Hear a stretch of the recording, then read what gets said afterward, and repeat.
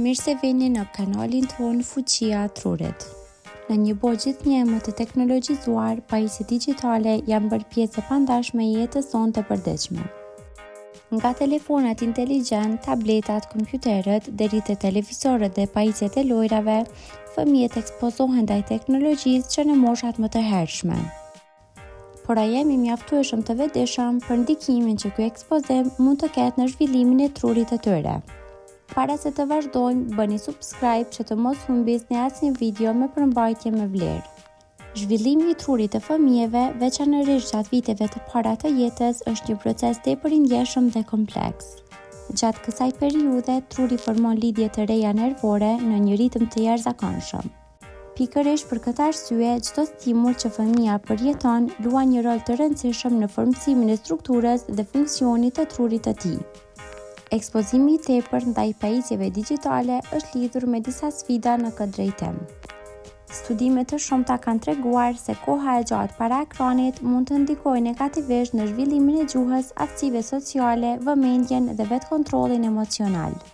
Për shembull, fëmijët që kalojnë shumë orë në ditë para ekranit kanë më pak mundësi për ndërveprim të drejtpërdrejtë me prindërit dhe bashkëmoshatarët, një faktor keq për zhvillimin social dhe emocional. Një tjetër shqetësim është ndikimi në sistemin e shpërblimit të trurit. Shumë aplikacione dhe lojra janë të dizajnuara për të stimuluar lirimin e dopaminës, një kimikal që krijon ndjesinë e kënaqësisë. Me kalimin e kohës, kjo mund të çojë në një varësi nga pajisjet digjitale, ku fëmijët kërkojnë stimuj të vazhdueshëm dhe humbasin interesin për aktivitetet që kërkojnë përqendrim më të thellë, si leximi, lojrat krijuese ose të mësuarit. Nga ana tjetër, nuk mund të mohojmë se pajisjet digjitale, kur përdoren me kujdes dhe në mënyrë të kontrolluar, mund të kenë edhe përfitime.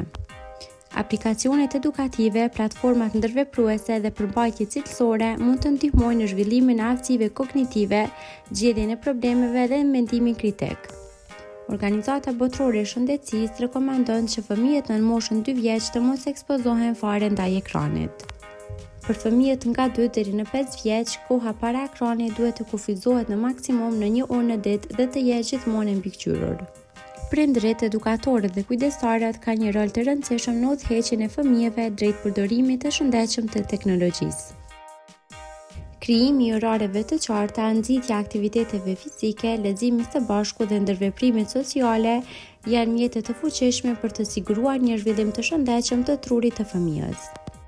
Teknologjia është një mjet, jo një qëllim në vetvete. Kur përdoret me vetdije dhe në mënyrë të balancuar, ajo mund të pasurojë përvojën e fëmijëve. Por kur përdoret pa kontroll dhe pa udhëzim, rrezikon të ndikojë negativisht në një nga periudhat më të rëndësishme të zhvillimit njerëzor. Kaq për këtë video. Faleminderit që na ndoqët dhe për më shumë video të tilla bëni subscribe, like dhe koment.